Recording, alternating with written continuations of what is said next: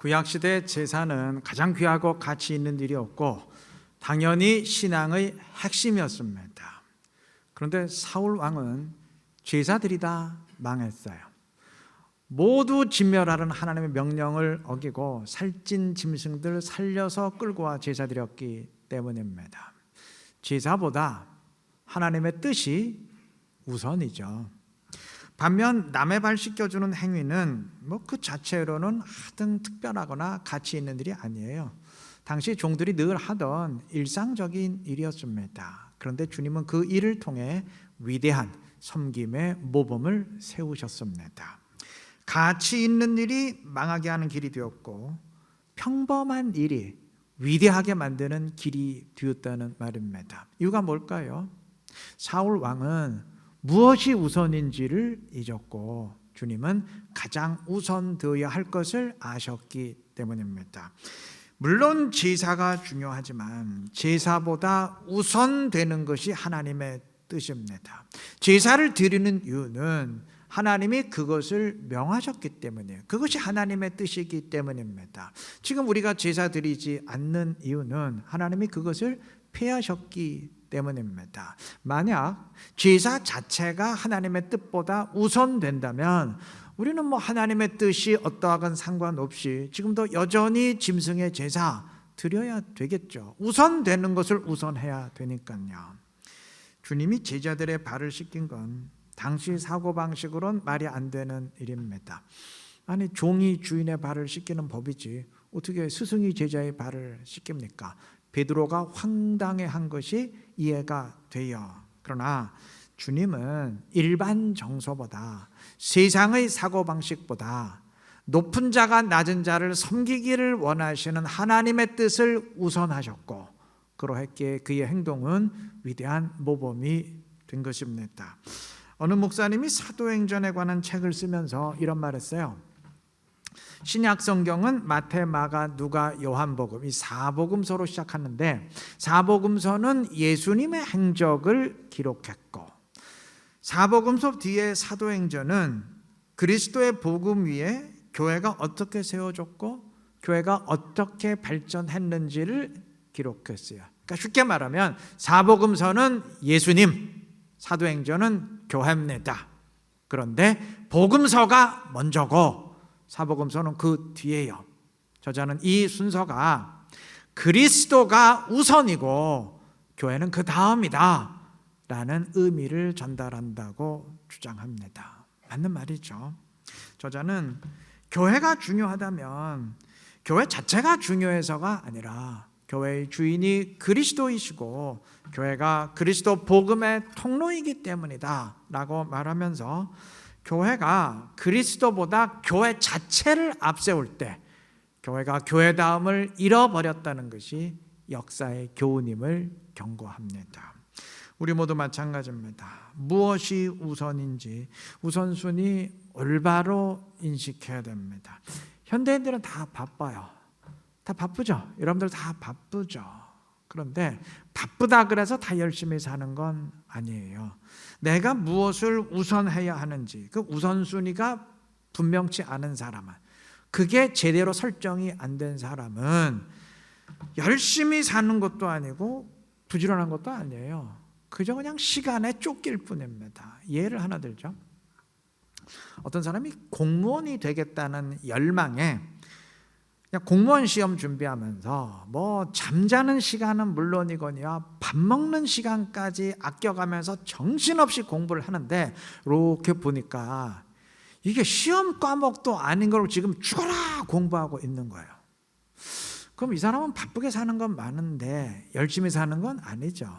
시간을 아끼긴 하지만 실제로는 낭비하고 있는 거죠. 이게 무엇이 우선돼야 되는지 전혀 그것을 모르기 때문입니다. 우리 인생 자체가 그렇습니다. 제가 지금 시험 공부를 예로 든 이유는 우리 모두가 영적인 수험생이기 때문입니다. 우리 모두는 마지막 날 주님의 심판대 앞에서 시험을 통과해야 될 사람들입니다. 그런데 이 시험에도 시험 과목이 있어요. 정해진 과목이 있습니다. 내가 얼마나 높은 지위에 올랐고 얼마나 경제적으로 성공했고 얼마나 자아 실현을 했는가 하는 건 이건 시험 과목 아니에요. 아무리 준비해도 시험에 안 나와요. 그거는 내가 이 땅에서 어느 지역 교회에 출석했고 직분이 무엇이었는지 하는 것도 시험 과목 아니에요. 아무 상관없어요. 그 대신 주님은 얼마나 주님의 뜻대로 순종했는지를 평가하실 겁니다. 내가 얼마나 복음을 전하는 일에 힘을 기울였는지, 얼마나 선교에 동참했는지, 그리고 얼마나 이웃을 사랑하는 일을 실행했는지 하는 것을 평가하실 겁니다. 물론 이것들만 평가하진 않으시겠지만 이것이 가장 배점이 높은 항목일 것은 분명합니다. 그러면 일단 시험 과목부터 우선적으로 준비하는 게 맞지 않나요? 아니, 수험생이 시험 과목부터 신경 쓰며 준비하는 게 그게 정상적 아니겠습니까? 예수 안 믿는 사람들이야 하나님을 모르니까 이 시험을 모르고 그러니까 자기 생각대로 산다고 하지만 주님을 알고 주님을 믿고 주님의 뜻을 아는 우리는 달라야 되지 않겠습니까? 오늘 에스라서의 한 부분 읽었습니다. 페르시아 고레스 왕은 바벨론을 정복한 뒤 유대의 포로로 끌려와 있던 사람들에게 고국으로 돌아갈 수 있는 자유를 선포했고 그 결과 원하는 사람은 다 유대로 귀환하게 됐어요. 오늘 2장의 한 부분만 읽었는데 2장 전체가 그들의 명단입니다. 귀환자들의 명단입니다. 64절에 의하면 이게 지금 1차 귀환이거든요. 1차 귀환에 참여한 사람들의 총수가 42,360명입니다. 유대 전체 인구에 비하면 결코 많은 수가 아니지만 이들은 정말 특별한 헌신자들이었어요. 우리는 얼핏 생각하기에 고국으로 돌아간다고 하니까 모두가 원했을 것 아니냐 하시겠지만 절대 그렇지 않습니다. 이미 유대 민족은 수십 년 동안 바벨론 타국에서 살면서 그곳의 생활에 익숙해졌고 거기서 삶의 터전을 다 마련했어요. 그리고 예루살렘은 멸망당한 이후 재건이 제대로 되지 않았기 때문에 아직도 거의 폐허 수준이에요. 그러니까 고국으로 돌아가 봤자 완전히 새롭게 개척하면서 정착을 시작해야 됩니다. 그러니까 인간적으로 따지면 돌아가는 것이 극심한 고난과 마주하는 일이고 그냥 지금 있는 곳에 머무는 것이 훨씬 안전하고 편안한 일이에요. 그런데도 이들이 자원해서 귀환한 이유가 무엇일까요? 육신의 안위나 경제적 여유보다 하나님의 뜻이 우선이다 믿었기 때문입니다. 하나님이 예레미야 선지자의 입을 통해서 분명히 약속하지 않으셨습니까? 70년 만에 돌아오게 하시겠다고. 이들은 가장 우선되어야 할 것이 하나님의 말씀임을 믿었고 그러했기에 기꺼이 그 말씀을 이루는 도구가 되고자 했던 것입니다.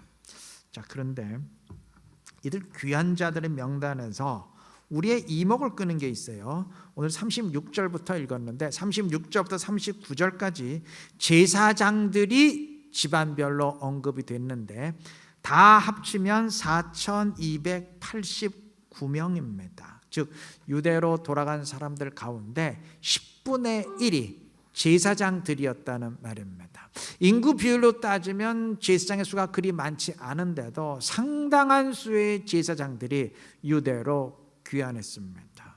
왜 이렇게 이들이 많이 헌신했을까요? 여러분, 제사장이 뭐 하는 사람입니까? 말 그대로 제사, 즉 예배를 책임지는 사람들이에요. 그러면 예배를 책임지는 사람들이 앞장서서 귀환했다는 건 뭘 의미할까요? 일단 무엇보다도 예배부터 회복시켜야 된다. 예배부터 제대로 드려야 된다라고 믿었다는 의미입니다. 일반 사람의 기준으로 볼 땐 무너진 나라 회복시키려면 일단 치안부터 확립해야 되고 경제활동 일으켜야 되고 교육을 회복시켜야 되고 그런 것들이 필요하겠죠. 물론 다 중요한 일입니다. 그런데 이들의 관점은 달랐어요. 이들은 물론 그러한 것들이 다 중요하지만 그것들 이전에 그것보다 더 우선되어야 될 것이 제사의 회복이다. 예배를 온전히 드리는 일이다. 그렇게 믿었어요. 그러했기에 제사를 책임지는 제사장들이 일단 우리부터 다 돌아가야 된다라는 마음으로 헌신하게 된 것입니다. 그 결과 3장의 증언처럼 아침 저녁으로 드려지는 정규적인 제사와 더불어 사람들이 아무 때나 자원해서 드리는 일반 제사가 모두 정상적으로 드려지게 됐어요. 예배가 완전히 회복이 된 것이죠. 자, 이렇게 예배를 회복한 뒤 이들이 곧바로 한 일은 성전 건축입니다. 이전에 솔로몬 성전은 이미 바벨론에 의해서 완전히 박살이 났고 지금 성전이 없는 상태예요. 물론 성전 없어도 제사는 드릴 수 있습니다. 성전은 솔로몬 시대에 지어졌는데 솔로몬 이전에 성전 지어지기 다윗 시대나 사사 시대나 그 이전 족장 시대에도 텐트 친 성막에서 제사 드렸지 않습니까? 그래서 이들도 일단 성전이 없는 상태에서 제사 시스템 회복시키고 급한 불 끈 것인데 이거는 임시 처방이지 계속 임시 처방에 만족할 수는 없잖아요. 아마 오늘날도 교회당 없으면 텐트 치고 천막 치고 예배 드릴 수 있잖아요. 벌판에서도 예배 드릴 수 있잖아요. 근데 그거는 임시 처방이지 계속 벌판에서 예배 드려요? 교회당 지어야 되겠죠. 그래서 이들은 예배를 회복한 뒤 바로 성전 건축에 돌입을 했고 그 주변 이방 대적들의 참 끊임없는 공격과 회방 때문에 공사가 중단되는 일을 겪으면서도 결국 성전 건축을 마무리했습니다. 자, 유대로의 귀환은 1차로 끝나지 않았고 이후에 에스라가 주도한 2차 귀환 그리고 느헤미야가 주도한 3차 귀환으로 이어지는데 2차 귀환한 에스라에 의해서 영적 부흥운동이 전개되었고 3차 귀환한 느헤미야의 주도 아래 성벽이 재건됐습니다. 저는 이 순서에 이들이 1차에 뭘 했고 2차에 뭐 했고 3차에 뭐 했는지 이 순서에 우리가 주목해야 된다 생각합니다. 이들은 1차 때 가장 먼저 예배 회복시키고 성전 지었고 다음 2차 때 영적 부흥운동 전개했고 그 다음 3차 때 성벽을 재건했습니다. 여러분 이게 세상의 기준으로 보면 일반 사람들의 기준으로 보면은 순서가 바뀌어야 돼요. 성벽 재건이 우선되어야 됩니다. 성벽이 무너져 있으면 고대 사회에서는 성벽 무너지면 끝장입니다. 그래서 고대 사회 전쟁할 때 보면은 성벽을 타고 올라가잖아요. 성문만 열어 제끼면 끝나는 거예요. 근데 성벽이 다 무너져 있다는 거는 이거는 주변 대적의 침입에 완전히 노출되어서 치안 확립이 불가능하고 농사 등의 경제 활동에 심각한 타격을 입게 된다는 의미예요. 그러니 일단 성벽부터 재건해야죠. 아니 치안이 우선이고 먹고 사는 게 우선 아닙니까? 근데 이들 귀환민들의 관점은 달랐어요. 이들은 성전부터 짓고 영적 운동 일으키고 다음에 성벽을 재건했어요. 먹고 사는 문제 물론 중요하다. 그런데 성전 짓고 예배 드리는 일, 예배 회복하는 일이 그 무엇보다도 우선이다 라는 믿음을 지녔기 때문입니다. 우리 모두 마찬가지입니다. 하나님 백성의 우선순위는 세상의 사람들의 생각과는 달라야 됩니다. 물론 본문의 백성들과 우리는 처한 상황이 다르지만 하나님의 뜻을 순종하는 것을 우선순위에 놓았던 이들의 모습을 우리 모두가 본받아야 됩니다. 현대인들 바빠요. 그러나 아무리 바빠도 하나님과의 시간이 우선입니다. 예배 드리는 시간이 우선입니다. 너무 바빠서 예배드릴 시간 없는데 그 인생 잘못 살고 있는 거예요. 세상 사람의 기준으로 따지면 우리 잘못 살고 있는 겁니다. 경제적으로 힘들어도 아무리 압박받아도 하나님의 것이 우선입니다. 이런저런 사람들과의 인맥을 쌓고 유대관계 만드는 건 물론 중요하죠. 그러나 하나님과의 온전한 관계가 우선입니다. 그리스도인이라면 그러해야 됩니다. 세상 사람들이 볼 땐 너무하다 싶을지라도 우리는 그게 우선이어야 됩니다. 이 사실 꼭 기억하시고 과연 내 삶의 우선순위는 어떻게 설정되어 있는가 한번 점검해 보시기를 바랍니다. 주님이 하신 말씀 먼저, 여기 먼저라 그랬어요. 먼저 그의 나라와 그의 의를 구하라. 이 말씀 꼭 기억하시고 그대로 순종하시기를 바랍니다. 그래서 주님의 뜻대로 순종하며 주의 뜻에 합당한 삶을 살아갈 수 있는 지혜롭고 복된 우리 모두가 되시기를 바랍니다. 본문은 39절까지 제사장의 귀환을 기록한 뒤 바로 이어서 40절부터 42절까지 레위 사람들의 귀환을 기록했는데, 레위 사람들의 수는 제사장에 비해서 상당히 적습니다. 다 합해봐야 341명이에요. 인구로 따지면 레위 사람들이 제사장에 비해서 훨씬 더 많은데 귀환한 사람들은 제사장의 10분의 1도 안 돼요.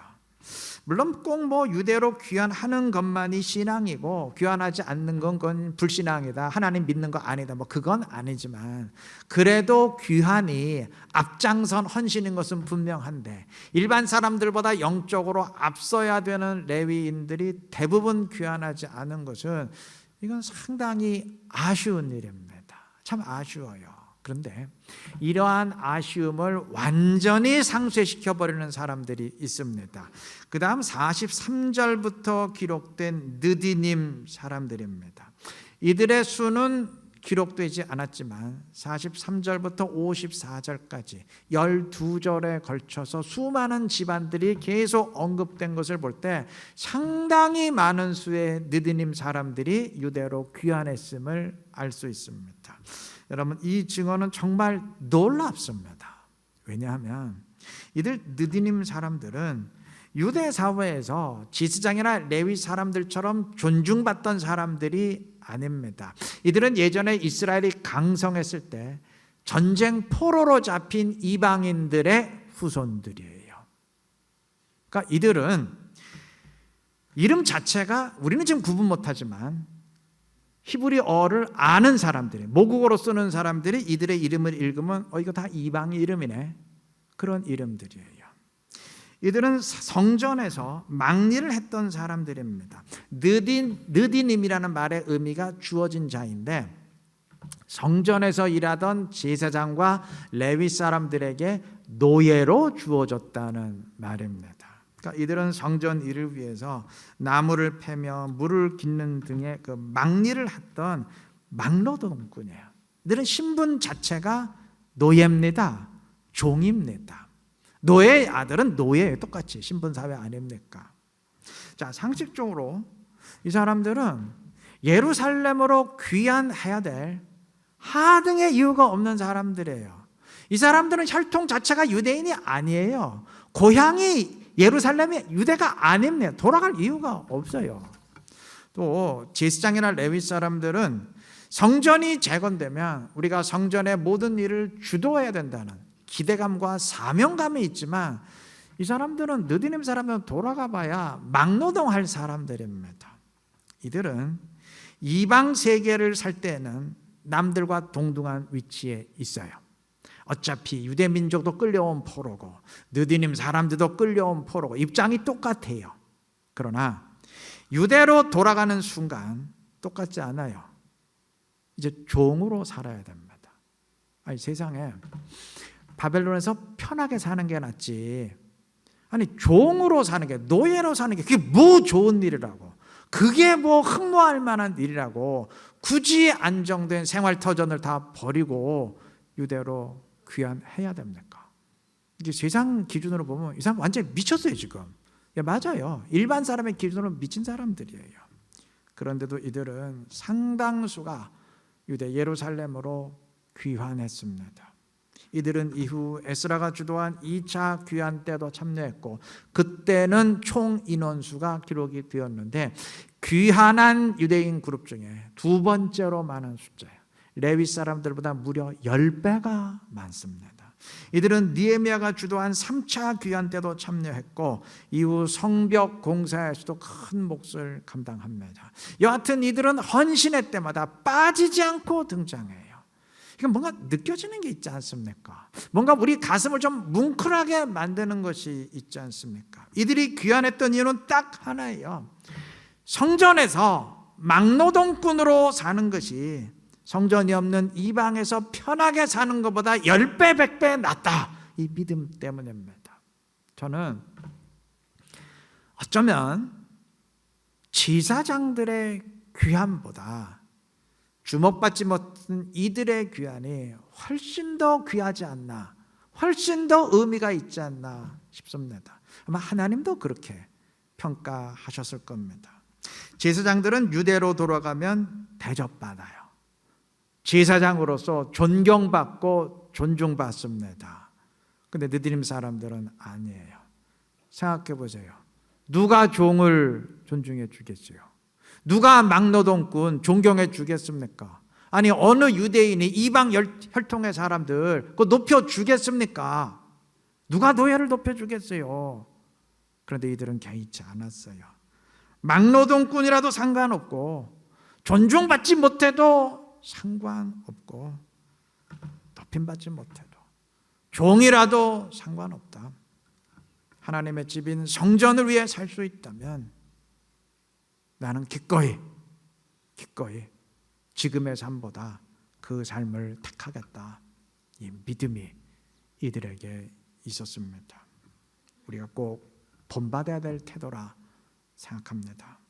교회를 이룬 이상 우리 모두 이런 자세를 지녀야 됩니다. 주님을 위해서라면 이름 없어도 상관없습니다.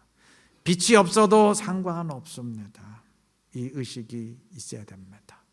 기꺼이 섬기겠습니다. 예, 섬기긴 섬기죠. 그런데 이름은 좀 내주셔야죠. 내 이름이 앞에 와야죠. 높여주셔야죠. 이런 의식 버리셔야 됩니다. 이 교회에 들어오는 순간 다 내려놓고 들어와야 됩니다. 그래야 교회 이루어요. 그래야 인간 단체가 아니라 그저 인간 무리가 아니라 하나님의 집인 교회를 이룰 것입니다. 느디님 사람들과 우리는 신분이 비슷한 데가 있어요. 느디님 사람들이 포로였지만 살아남은 것처럼 우리 역시 주의 포로, 사단의 포로였지만 구출된 사람들입니다. 느디님 사람들이 종으로서 하나님의 집을 섬기게 된 것처럼 우리 역시 종으로 하나님을 섬기게 된 사람들입니다. 우리 그리스도인들은 다 주님의 종 아닙니까? 성경이 분명히 말했죠. 하나만 예를 들면 로마서 6장 22절 너희가 죄로부터 해방되고 하나님께 종이 되어. 그래서 바울은 늘 서신서를 쓸 때마다 자신을 그리스도의 종이라 표기하지 않습니까? 종이 섬기는 것, 우리가 섬기는 것, 당연한 것 아니겠습니까? 어느 책에 이러한 지적이 있더라고요. 불교 승려들은 원래 자기를 중이라 불렀지 스님이라 부르지는 않았어요. 스님은 이제 남들이 높여주는 말이고 자기가 하는 말은 아니에요. 옛날 선사들은 자기를 다 중이라 불렀습니다. 그런데 언제부터인가 승려들이 자신에게 님자를 붙여서 스님이라 부르기 시작했어요. 이제는 자기를 중이라 말하는 사람은 찾아보기 힘들 정도예요. 신문에 기고를 하고서도 버젓이 스님이라고 표기를 합니다. 그런데 그 동네만 그런 게 아니에요. 교회에서도 목사가 자기 아내를 사모라 부르는 경우가 많아요. 여러분, 사모라는 말이 성경에 있나요? 사모가 무슨 전문 용어라도 됩니까? 사모 또는 사모님이라는 말은 남들이 높여주는 말이지 자기가 할 말은 아니에요. 자기가 할 때는 아내가 맞죠. 그런데도 자기 아내를 사모라 부르는 경우가 왕왕 있어요. 심지어 사모님이라 부르는 경우도 있어요. 그래서 그건 제 아내가 할 겁니다 라고 말해야 되는데 그건 사모님이 하실 겁니다. 뭐 이런 식으로. 그래서 저는 사모님 그러길래 누굴 말하는 건가 싶어서 보니까 본인 아내를 사모님이라 부르고 있더라고요. 만약 일반 사회에서 그 누가 자기 아내를 공개적으로 사모님이라 칭한다면 사람들이 어떤 반응 보일 것 같아요? 저하고 참 웃기는 사람이네 뭐 그러지 않겠습니까? 작은 예만 하나 들었지만 더 깊은 예를 들기 시작하면 우리 목사 장로들의 세계에 참 나쁘끄러운 일들이 많아요. 우리 얼굴에 침뱉기 들 것 같아 제가 말을 안 할 뿐입니다. 우리 정신 차려야 됩니다. 정신 똑바로 차려야 됩니다. 우린 종입니다. 종이 할 일은 섬김입니다. 다 마찬가지예요. 우리 모두 그리스도의 종으로서 섬김의 의식 꼭 지니시기를 바랍니다. 이름 내주지 않아도 상관없습니다. 빛나지 않아도 상관없습니다. 주님을 위해 섬길 수 있다는 것 자체가 저에겐 복입니다. 제발 그 의식 지니시기를 바라요. 느디님 사람들의 의식 꼭 지니시기를 바랍니다.